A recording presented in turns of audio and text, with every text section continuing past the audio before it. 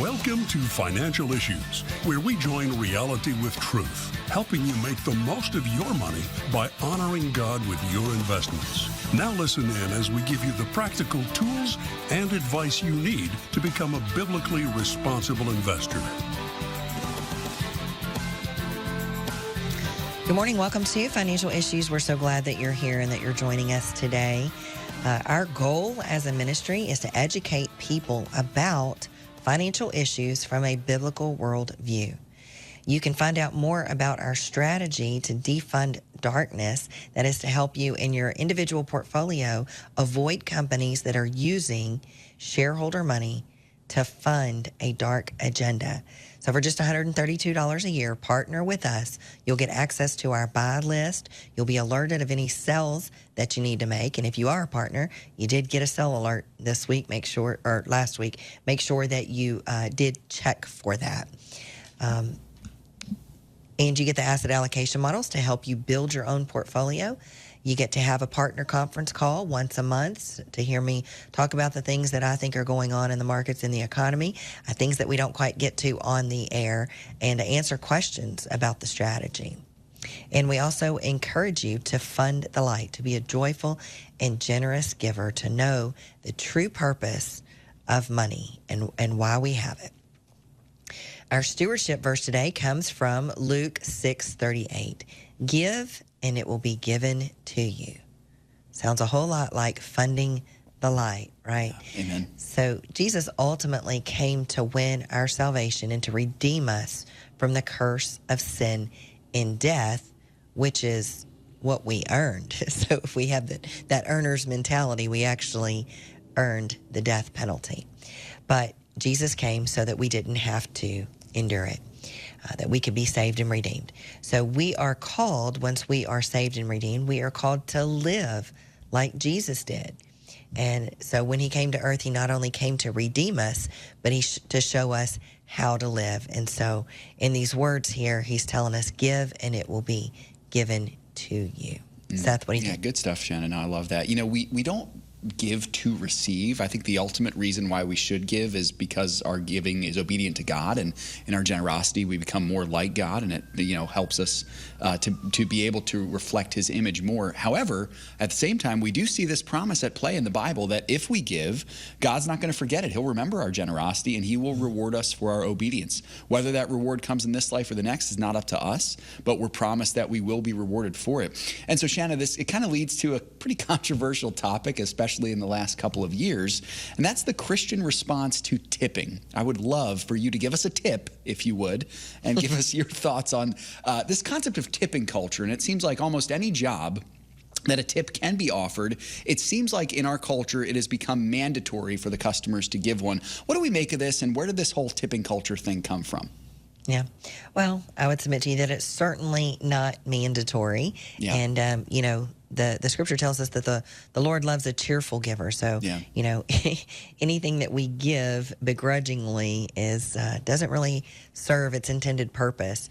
But I think where it originated from is, some of the COVID culture that emerged. If you remember, every time that you got out of your house, if you dared to venture out, and if businesses were actually open in your area for a year or two after the reopen, we saw these wanted workers wanted, employees wanted, now hiring at just about every single business, because there were a lot of people.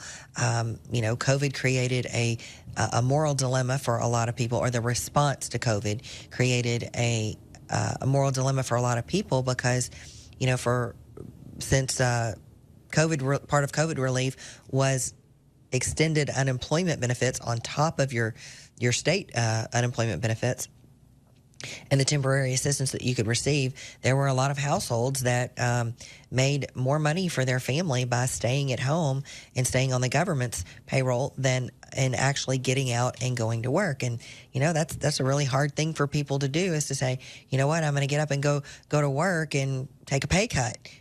Yeah. Most people did not do that. So there was a real shortage of workers, and I think that it was partly that. It was the inflation that was caused by that. So, companies, the cost of everything else for the people that were working was going up faster than their wages were. And so, that became a way of asking for more supplementation to their wages. And then I think also too, this trend of when you go into a lot of small businesses now, you see the little point of sale terminals. It looks like a little iPad or something where they can just flip it. They punch in what you want. It adds up everything, and then they can flip it around to you, and it comes up with the prompt that says, do you want a tip? So I think, a lot of places were just like, well, if it comes up on the screen, why not ask? I might actually get a tip. That's right. I've had to do the walk of shame more than once if I've ever not tipped at something, and I'm like, yeah, and then I end up feeling really bad about it. But yeah, that's interesting to think about, Shana, because when I can remember when I was younger, we would always tip at restaurants, but it didn't seem like it was as, I don't know, incessant or concentrated in the culture as it is today. Yeah, we sort of have kind of an entitlement culture growing in our society as well. So that's a problem too. But I'll help you out there, Seth. You're not responsible for the way that anybody else feels. Right. So if the Holy Spirit doesn't prompt you to tip, don't do the walk of shame. The only time you should do the walk of shame is if the Holy Spirit's telling you to do something and you don't do it. Yeah, absolutely. Absolutely. And that kind of leads to my next question, Shana. In your opinion, what would be the right response to tipping? On one hand, you can be overly generous when you have the opportunity, or on the other hand, you might think, okay, I'm using wisdom. I'm not feeding into an entitlement culture. What would be the right response? Yeah, I would say don't tip because you feel like you have to, or you're begrudgingly doing it. I would say that the better option is to not do it if that's the case. But follow the prompting of the Holy Spirit. There's times when I will, there's times when I won't. It all depends. We should pay close attention to people because we can really minister to people in the way that we act if we do have it to give. But going out to eat, I think, is a luxury. And, we don't have to do that. In today's busy, fast-paced world, we may have to grab things in the drive-thru here and there. But, going out to eat, sitting down with a family, it's kind of an experience. And I think we should be prepared to pay a tip when we go to those full-service places because, their wages are really structured around that. They get paid a very, very low wage. And then, the majority of what they earn comes from tips. Yeah, it certainly is a great opportunity for generosity, absolutely. Mm-hmm. Speaking of that, Shana, if we do choose to tip, what would you consider to be the generous amount or the right amount for Christians? Yeah, so I think, traditionally a tip is around 20%. So I think if you're in a full service kind of place, where that they're getting the majority of their income from a tip, I think 20% is kind of the standard, and anything above 20% is generous. As far as the self-service places, where you just walk up to the counter, you pay, you go get your own drink, you sit down, or you go through a drive-through, those kind of things.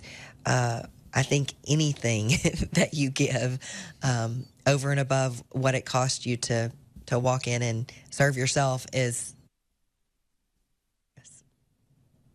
Yes. Yeah, absolutely. And then just a follow-up to that, Shana, this is an act of generosity, so should we consider it part of our tithe, or is this something separate? Yeah, sorry. My answer is absolutely not. Yeah. I think the tenth, the tithe is sort of earmarked, and this is my opinion, and it can be argued, I guess. But in my opinion, I think the tithe should be directed toward the house of worship. Yeah. That you're a member of, supporting that house of worship, and the Bible calls us to not just tithe, but to give offerings as well. So the other thing too is you'd have to have a really religious kind of spirit to track all of that. I mean, what are you going to do every time that you put some money in a tip jar, every time you give money to somebody on the side of the road that's asking, are you going to track that and keep track of it? And, that doesn't really, to me, reveal a very generous spirit at all. Absolutely. It's more like giving to get. Yeah, definitely. Shana, in your opinion, is it morally wrong for Christians not to tip?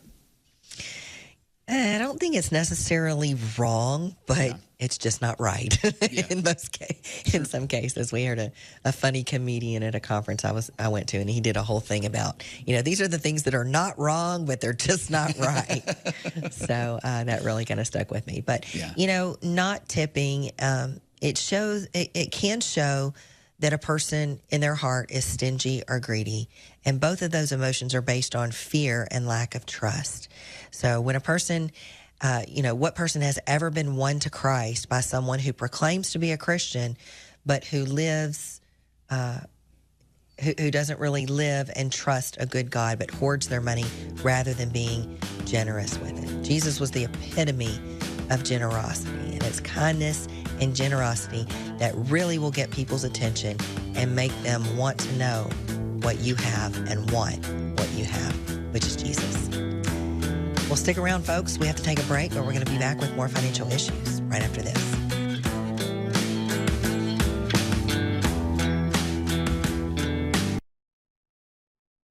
I actually called the clinic thinking that it was an abortion clinic. I knew that at the time my partner wasn't going to be involved.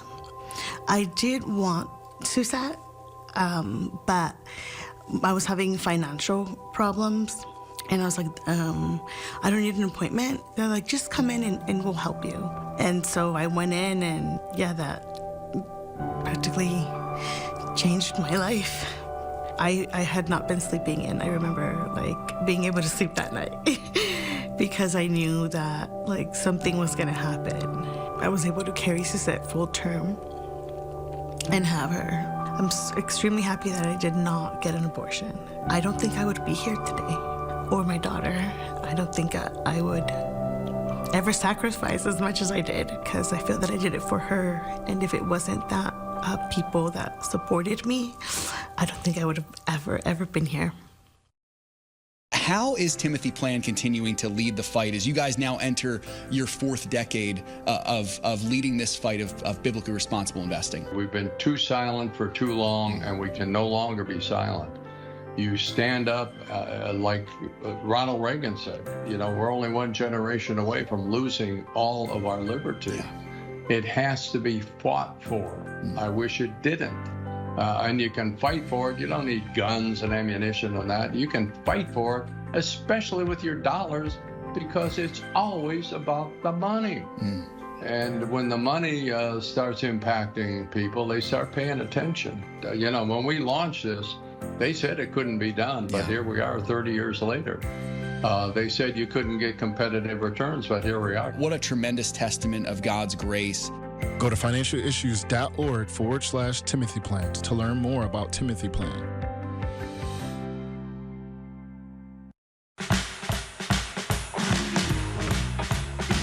Welcome back to Financial Issues. We're so glad that you tuned in today, and we hope that you are finding some encouragement in your stewardship, that you're learning how to defund darkness to be a biblically responsible investor, and that our last segment about tipping has helped you become, or motivated you or challenged you to become more generous when you can. Well, let's get to that part in the show where we answer some questions. Yeah, let's do it, Shana. Starting with Judith over on social media from Texas, wondering, E24 was taken off the buy list recently, and now E21 has been added, which seems to be a similar subsector. Is this accurate, and should we not own both? What do you think? Yeah, so it is accurate. They are similar companies. We just we find more opportunity in one over the other right now, but that doesn't mean that you should sell the other one if you bought it. There are other industries that are subsectors that are represented on the buy list, so you might want to make sure that you have some of those before you double up. I mean, it wouldn't be the worst thing in the world to own both of them, but they are kind of similar. Yep. Let's move now to some Ask Shana questions here, Shana, starting with Stella. Stella's not a partner yet. She's 72, married, filing jointly on yearly taxes, has a traditional IRA in a local bank earning about 1% interest. That IRA has about $84,000, and in the year 2023, their income was around $140,000. Now, she has a couple questions. The first one, can I contribute to the IRA and receive a tax credit, or do we earn too much money in a year? So for the traditional IRA, It depends on a couple of other things. She's married filing jointly, but it doesn't say if she's working. So if you have other income, there could be some income limits that would cause your contribution to not be deductible, which would kind of defeat the whole purpose of doing a traditional IRA contribution if you can't deduct it. And it puts you in a position where you're now mixing pre-tax and after-tax dollars, and that makes for sort of an accounting nightmare when you go to take distributions out of it. So it does say that she is working. So you do have to have earned income in the year that you contribute as well. Yeah. Second question, Shannon. Go ahead. It's not a tax credit. It's a tax deduction. So there is a little bit of a difference. A deduction means that you get to deduct what your contribution is from your income. So that part of that income is not taxable. A tax credit actually reduces your tax liability. Good stuff, Shana. Second question from Stella. She'd like to earn better interest. What's your opinion of fixed annuity accounts for this? I'm not a fan.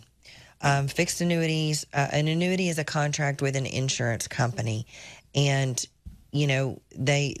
they offer fixed sort of rates of interest, but there's so many different ones out there. You have to really make sure that you understand what the contract is. There's surrender penalties involved. There's, annuities are in the crosshairs a lot.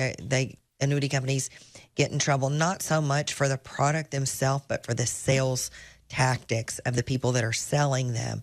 So, a lot of times the salesperson doesn't do a really good job of explaining what the guarantees are. So I'm not a fan in general. Yeah, good stuff. And last question from Stella. What would you suggest for other accounts for better income? Maybe where you are right now, if it's in a local bank, you could have it in a CD. It may just be a question of asking them, what other rates that they have to offer and how you could better it. If you're asking, though, at a bank, you're probably going to get introduced to their investment person, and this may have already happened. That may be why you're asking about annuities, because that's very likely to happen. So, as a partner, I would encourage you, Stella, to become a partner. It's just $132 a year. Then you can actually get onto our buy list and see what the actual recommendations are for fixed income and the stock recommendations that we have as well. Awesome, Shana. Up next is Andrew. I believe Andrew goes by Ed, so we'll call him Ed. Asking, Shana, can you explain what you feel about the effect of the Saudis dropping the agreement for using the U.S. dollar as petrocurrency? Well, I don't think that we should really be surprised. We've done a lot of things. We're proud to be Americans and all of those kind of things. But, if some of the things that we see that those in power are doing to their own people, we sort of have a reputation for doing some not so nice things around the world too. And, when it comes to economics, I don't think that the U.S. dollar is going to be king forever. Will it last for a little while longer? Probably so. But, I think America should wake up about these things, and we should really deleverage. I could go into a whole dissertation about what needs to happen here, but bottom line is we need to become a fiscally responsible country that is not dependent on the rest of the world. Amen. That's good stuff, Shana. Jose is up next here saying, God bless you and the team. My question is about UT57. Now, I understand. I see it's on the sell list. I'm heavily vested in this stock because a big chunk of my divestment potential comes about every 5 years when I liquidate this stock from my ESPP. Can you tell me why it is on the sell list? And if it's no longer BRI, what does that mean for my ESPP and my employment with this company for the last 16 years? I work currently for the military services division, and I'm 45. What do you think, Shana, for Jose? Well, the good news, Jose, is that we didn't put it on the sell list because it's not biblically responsible.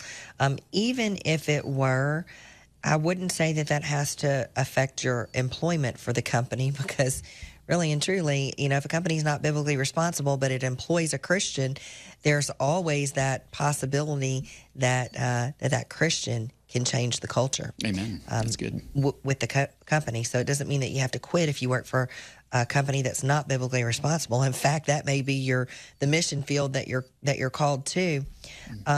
It also, you can see it as a way of that company is paying you. So, you're shifting money out of the kingdom of darkness into the kingdom of light by every time that you get paid by that company. So I wouldn't be really concerned about that.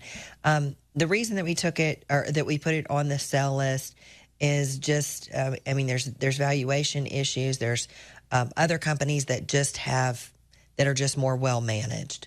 So I would continue every chance that you get to consider selling off some of the shares. From a diversification perspective, first and foremost, if you're heavily invested in one company, that's never a good thing, even if it's the best company out there. You want to make sure that you have diversification and adequate asset allocation. So, good questions, though. Yeah, good stuff, Jose. Next one up. Oh, and Shana, with Jose there, by the way, I appreciate so much what you said about not wanting to flee from non-BRI companies if you work there. You're exactly right. That is such a mission field, and so you're not investing your money in that company if you're working there. You're actually can be a force for good within that company without compromising your values or your money. I think it's great. Yeah, absolutely. Yep. Joseph is up next here asking about UT35. If it is acquired by another company, which he owns, what do you perceive will happen to this particular company? He is 72 years old, Joseph. Yeah, that's part of the reason that we did put it on the sell list to sell it before it was acquired. The other company that you already own is not one that we follow. So we think that there's better opportunities out there. And those opportunities are the ones that are listed on our current buy list. Yeah, good stuff. Next one up is a different Joe, actually, saying, good day to you all, 65 and up in the asset allocation model. I'm still working. My question is, with the buy list listing for FP50 and FP24, would you put these in my Roth brokerage or in a traditional IRA account? I'm slowly moving my money to the brokerage accounts and paying our taxes as we go. Thanks for all you do for your help. And this Joe is also 72 years old. What do you think? Okay, so the two that you mentioned are preferred stocks. So preferred stocks are technically equities, but they work more like fixed income.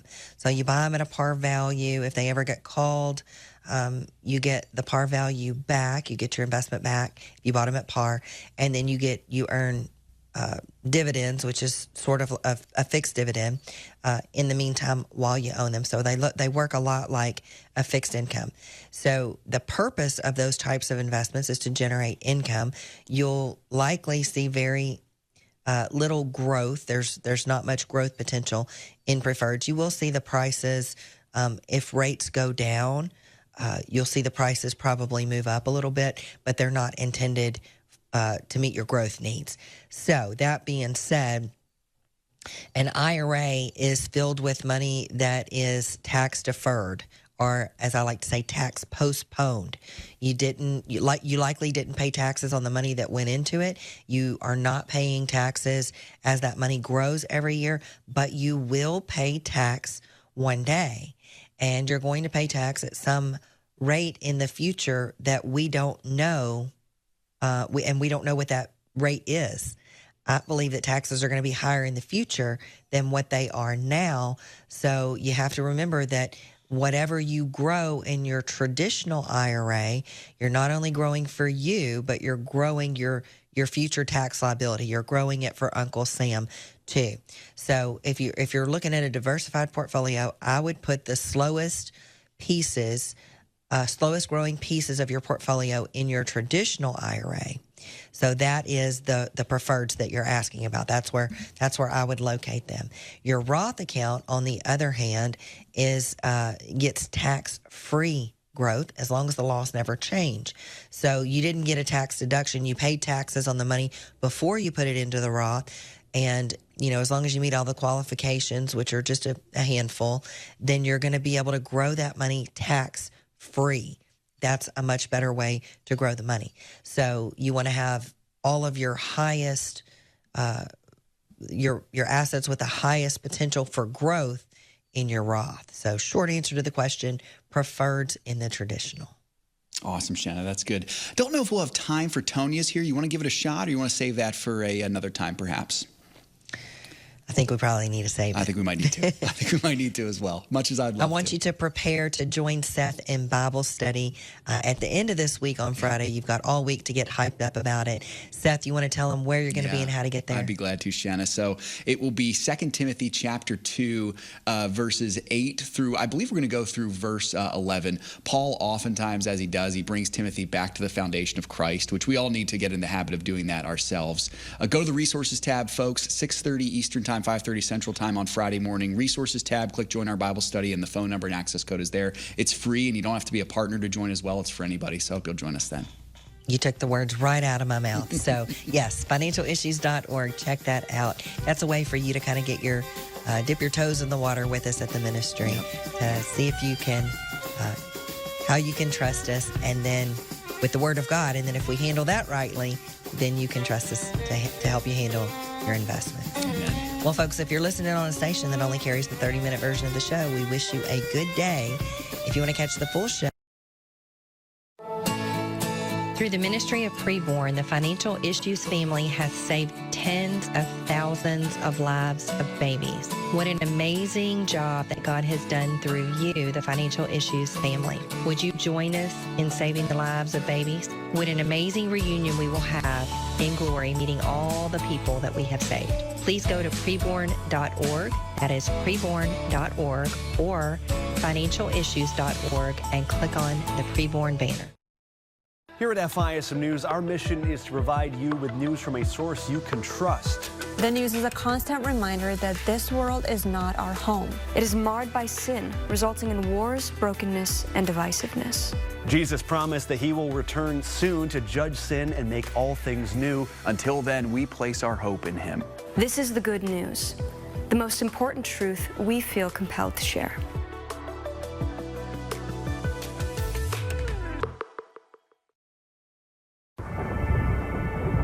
In a world where financial decisions can feel overwhelming, it's easy to lose sight of what truly matters. But what if there is a way to align your financial goals with your deepest values? Financial Issues has helped us navigate the complex world of finance through a biblical lens. By prioritizing and investing in a way that honors God, Financial Issues has empowered us to focus on what truly matters: our family, our faith, and our future. With Financial Issues by our side, we can invest knowing that our financial decisions are in line with our values. Take the first step today and become a Financial Issues partner to access rich online resources, training tools, and guidance for biblically responsible investing. Head over to financialissues.org and learn how to invest your money in a way that honors God. That's financialissues.org. Where's Mima? We found out Shepard's diagnosis when I was about 17 weeks pregnant. We learned that he was going to need a series of surgeries after he was born in order to give him what they considered a normal life. And we weren't sure how this worked. Yeah, very emotional, very, very broken. And as my wife just said, not sure how this worked. And called Samaritan, and they said, you just go have that baby. You leave the rest to us.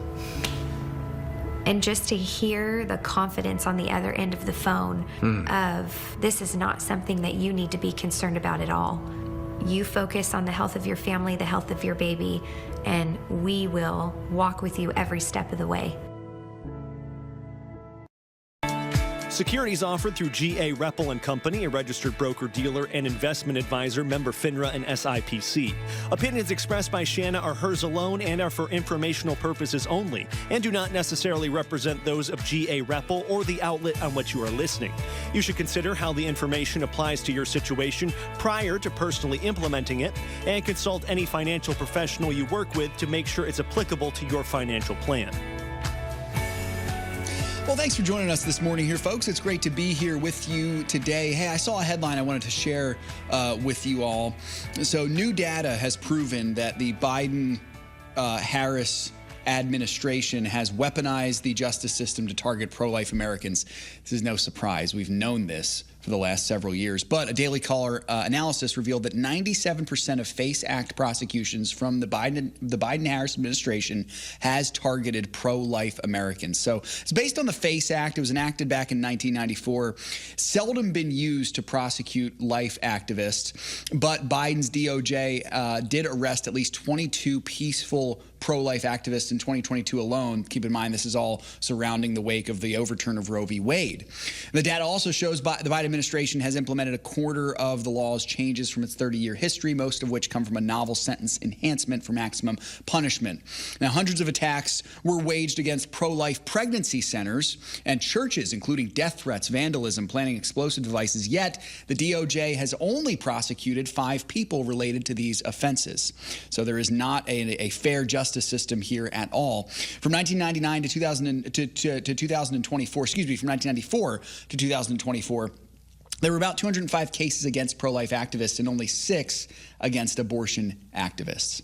Folks, there's clearly a spiritual war going on here, and the people who are in service of the Church of Satan are the ones who sadly are getting favorable treatment from our current Department of Justice. And this is why we are so desperately in need of ministries like Preborn. Preborn is doing the work on the front lines, fighting for the lives of babies, fighting for the eternal lives of mothers and fathers. They are doing a great work pushing back against this darkness, and we need to support them. So if you're interested, visit preborn.com. You can find their link on our website, preborn.com. You can also call them pound 250 keyword baby if you want to make a donation to Preborn today. That'd be a great, great thing to do. All right, folks, we got some Dan clips to get to here. Great topics. A couple of these topics I'm kind of teeing up this week because later on this week, we're actually going to dive into some of these in a little bit more depth in the next few weeks or so.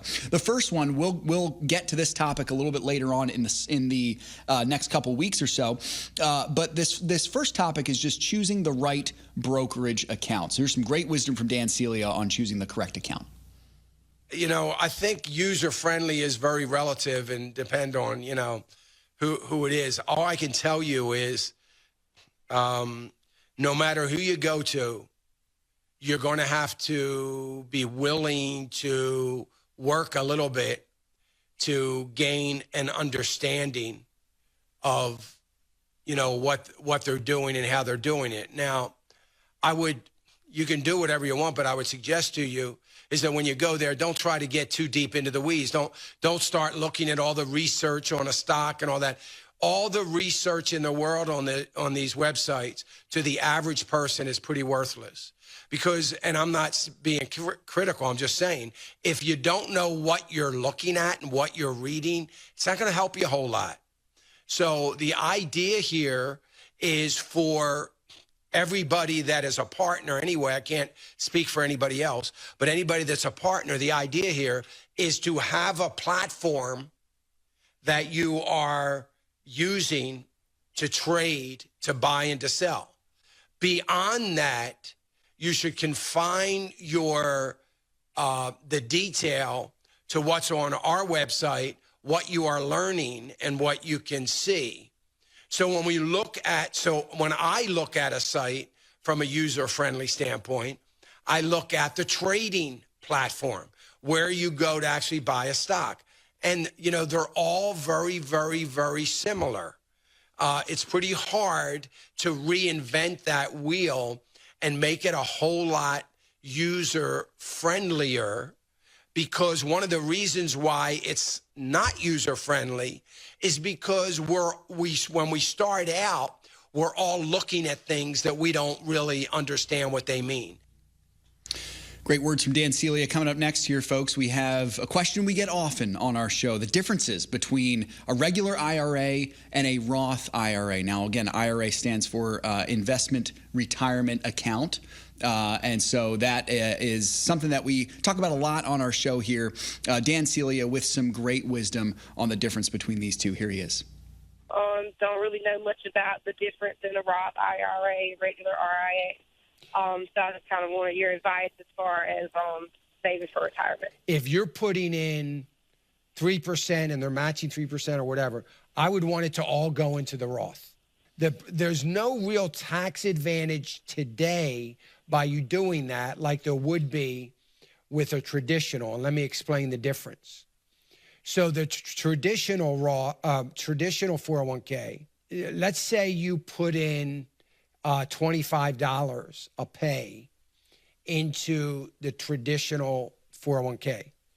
Well, to you in your paycheck, I'm making this number up. I'm just trying to give you an idea. But to you in your paycheck, it only feels like $24.10.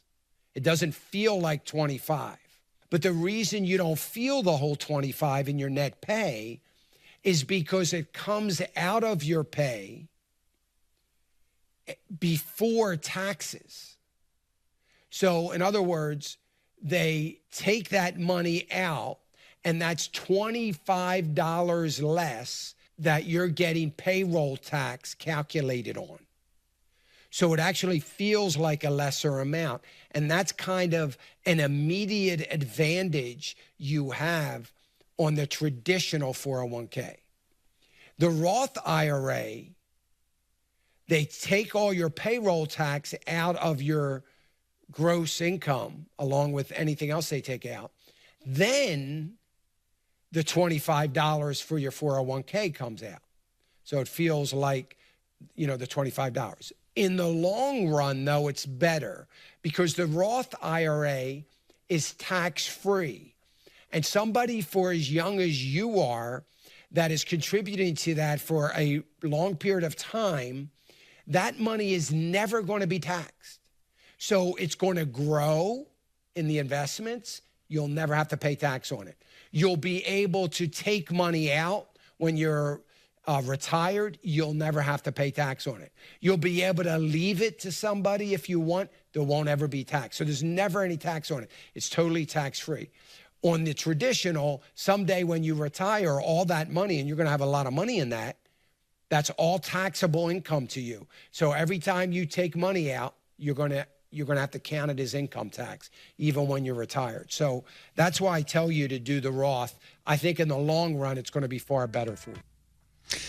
Folks, right before that clip there, I apologize. I said investment retirement account. That's individual retirement account is what the IRA stands for. Good stuff there from our founder, Dan Celia. Last clip we have in this segment, just a good sample of dollar cost averaging. This is a good practice to get into, folks. A great investment tool at your disposal. You hear us talk about this term, dollar cost averaging. You'll understand it more as Dan Celia speaks to it here in this last clip. Here's Dan Celia.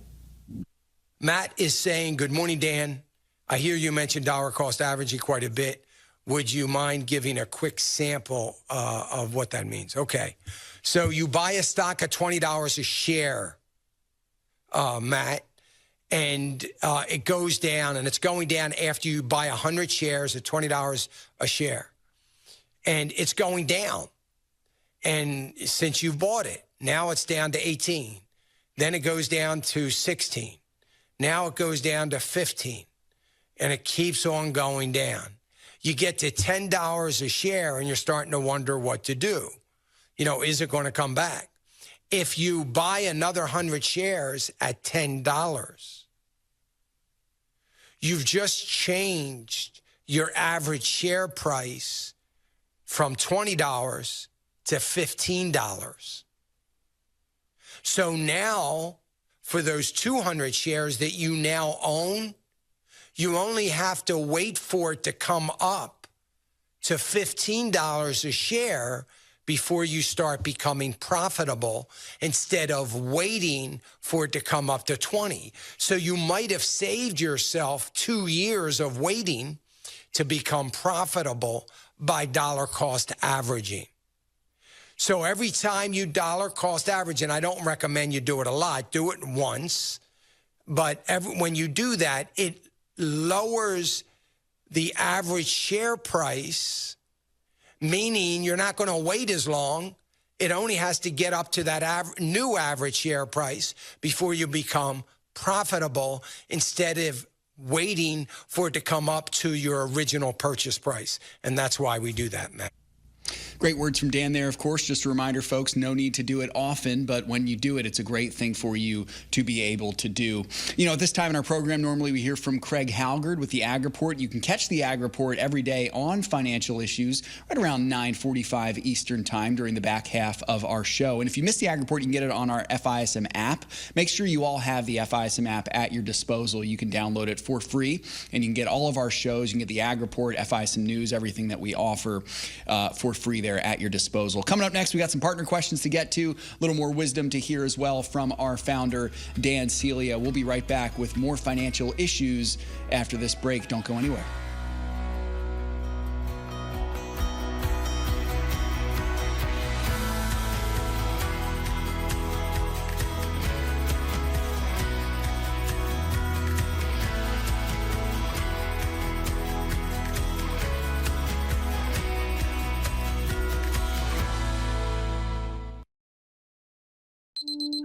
When it comes to money, I always have so many questions.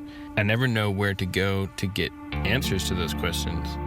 They never really teach you this stuff in school, like some of the best ways to handle it, how to save, when to invest, where to invest, even just what to do with the money. And if I put it in the stock market, what's the best way to protect from losing it all? That fear can be paralyzing. You don't really know what decisions to make. As a Christian, I don't want to give my money to people who are going to use it for things that God hates. When I discovered financial issues, it was like a burden was lifted off my shoulders. Not only did I gain access to a simple investment strategy that I can manage myself, I also have the peace of mind that my money will not be going to companies that actively promote things that God hates. Financial issues has allowed me to experience peace in my investments. Invest your money in a God-honoring way. Go to financialissues.org.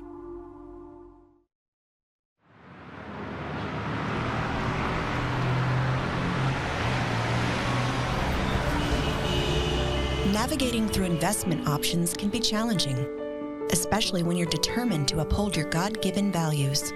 Every dollar you invest is a vote for the world that you want to live in. Let your values guide your investment decisions and help to shape the culture in which we live. Become a beacon of light and pave the way with biblically responsible investing. Timothy Plan, where faith and finance collide. Before investing, carefully consider the fund's investment objectives, risks, charges, and expenses of the investment company. This and other important information can be found in the fund's prospectus. To obtain a copy, visit timothyplan.com or call 800-846-7526. Read each prospectus carefully before investing. Investing involves risk, including the potential loss of principal. The opinions and recommendations expressed on this program do not necessarily represent the opinions of the station or any of the program sponsors. Additionally, all products or services offered by the program sponsors may not be known by the program. Thanks for joining us here on Financial Issues as always, folks. Hey, I want you to join our partner conference calls. We've got them every month. They're a great thing for you to be able to listen to and enjoy. If you want a little bit of a deeper look into the economy than we're able to give you on the regular show. So that's a benefit we offer to our partners only. If you want to become a partner and you're not one yet, now's a great time to do it. Join us at financialissues.org. Click Become a Partner for $132 a year. You get access to those conference calls, as well as our asset allocation model, portfolio tracker, all the good stuff that we offer. Of course, buy list and broad list as well. So we have one more Dan clip here, folks. Just want to remind you with these clips, you know, these are from the past. So if you hear a stock that is mentioned that is no longer, or any holding, mutual fund, ETF, any holding that is no longer on the buy list or the broad list, don't panic because it is from years ago, obviously. You may hear one of those in this clip here. Don't worry about it. Just keep in mind that this was from several years ago and the buy list and broad list have changed in that, time period there. So this was a great question that Dan answered just on the foundational concept of what makes a stock go up and down. Good question here. Good answer from Dan Celia. Here it is. George on the website is asking about C70, saying, would you please explain it in layman terms and what makes it go up and down daily? So what makes it go up and down daily is the same thing that makes every stock go up and down, or every mutual fund. It's buying people buying, people selling.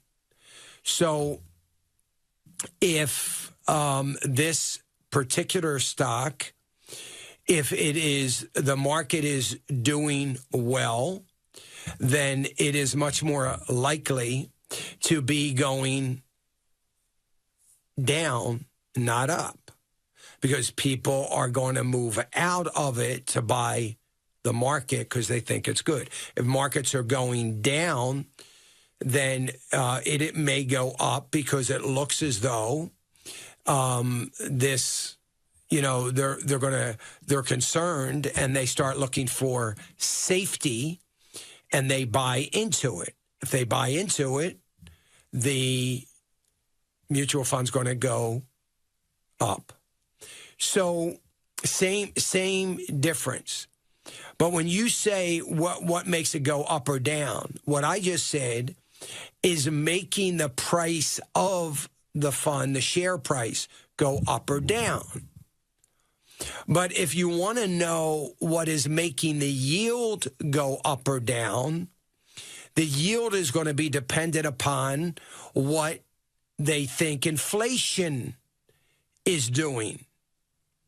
So right now, this has an annual yield of 2.24%. 2.24%. That'll change tomorrow, might change a little bit, might go up, might go down a little bit. But for the most part, because inflation is still high, that the yield is probably going to hang around right about where it is right now. If we get numbers out next month and we see consumer price index go up to, 0.6%, then the yield here is likely going to go up. It's always bittersweet, folks, to see conversations that Dan had with me on the air. There's obviously a lot of those out there from the year that I was his producer, but just such great memories there. Makes me miss him a lot. That foundational wisdom still applies today, so it's great to have that on our program. All right, Grant, let's get to a couple of partner comments, listener comments that we've gotten in the last several shows. What have we got? Yeah, so we have a comment and a question from John. Why is Janet Yellen wanting to give $3 trillion for climate change initiatives, and we can't even pay our own bills? That's a good question. Yeah, John, that is honestly a very good question. I know you're asking that tongue in cheek. All joking aside, though, John, I think this is a good reminder for all of us. This is a classic example, and unfortunately a common example, I think, of government officials putting aside the actual needs of real people who they are supposed to govern for the sake of fulfilling an agenda that will keep them in power. That's really, really bad. As a leader, you have a responsibility over the people who you are in charge of. In the old days, back in the days of sailing and exploration in the 17th, 18th, 19th centuries, around the years that pirating was pretty popular at that time as well, ship captains had kind of a code of honor that they would follow. And the captain had the honor and the privilege of leading the ship, but he also bore the responsibility that if the ship went down, he was the last one on the ship. And before he could get off, he needed to make sure all of his men were off. And if some men weren't able to get off, the captain would not leave the ship, even if it meant going down with the ship. Sadly, we have lost that kind of old school leadership with many of our leaders today. And they're putting aside the real needs of people just to fulfill agendas that will keep them in power. It's really bad leadership, honestly. And I think when we realize this, the reality is most elected officials have one aim in their careers, which is to stay in their careers. And the way they stay in their careers is getting enough votes to stay in their careers. It just helps us make some sense of this. It helps us realize what's really going on. Faithful leaders would understand the plight that many Americans, much of the middle class right now is even in, not being able to afford groceries or gas. And they would at least try to do something about it. And unfortunately, it doesn't seem like Janet Yellen is. She's pledging this money for climate change. As Dan used to say, that's called smoke and mirrors, folks. It's not going to do anything, and she's ignoring the actual needs of the people that she's supposed to govern. It's taxpayer money, so it's not even her own personal money that she's pledging. It's actually our money. It's a lot easier to play with other people's money than with your own. Secondly, it also allows her to give the appearance of caring about something to score political points. And, I would wonder personally if people like her, I'm not saying her exactly, but all of them, why why they, if they really actually care about saving the earth, or if it's just to get votes. If she really did care, she probably would pledge some of her own money to it, and she probably wouldn't fly anymore. Probably wouldn't fly. Why is that, you ask? Well, all of the emissions from jet fuel. I'm thinking of Taylor Swift here as well. A lot of these elites who are calling on us to eat bugs and to stop driving our cars and to use those stupid plastic straws, or not, stupid paper straws that disintegrate after 2 sips. They're also flying in, massive private jets. It's all smoke and mirrors, folks. That's the point of all this. Her main goal, same with the current administration here, same with Kamala Harris changing her voice to sound more black when she speaks to heavily black crowds. It's all to curry votes. That's really what it is. And we have to be aware of this and see that there. So, John, I know your question was in tongue in cheek, but I think that's the reason why. Why is she doing that? It's to keep her job, sadly. What do we got next there, Grant? All right, we also have another one from Sherry, and she says, we canceled Netflix recently after learning a founder contributed $7 million to Kamala.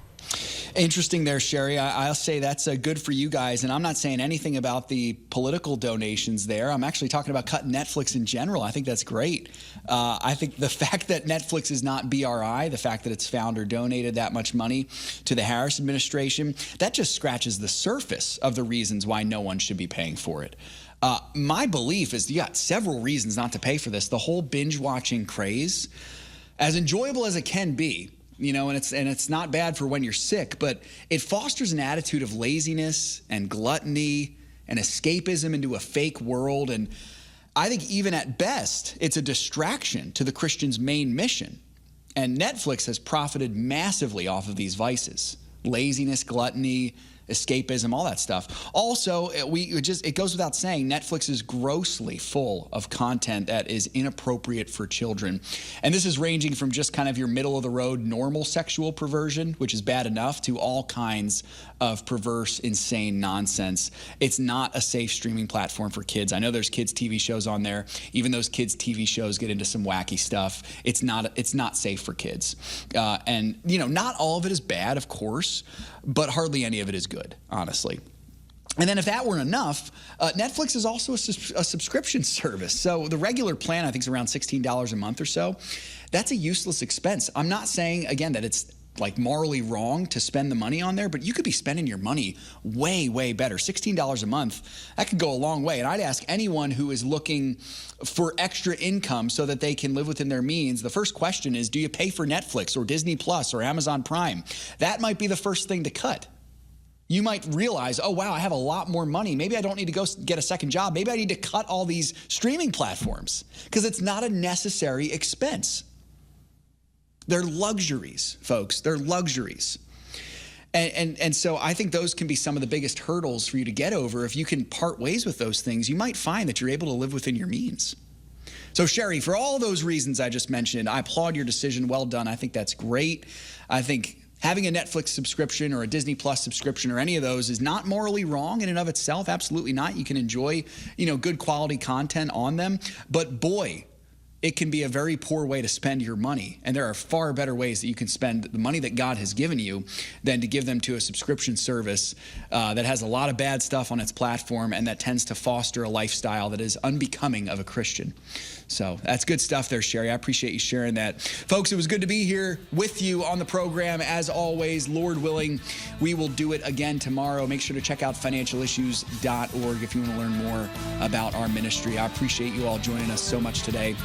Again, Lord willing, we'll do it tomorrow. Until then, remember that all you have belongs to the Lord. Let's be found good and faithful stewards with the money that God has given us. And we'll see you next time for more financial issues. Until then, have a great day, everybody. Lord willing, we'll talk to you next time. We'll see you.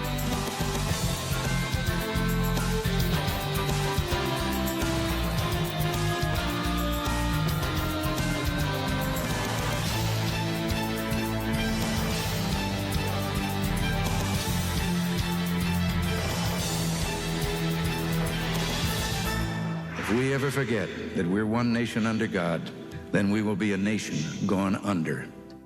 Thank you for joining us. This has been an FISM production.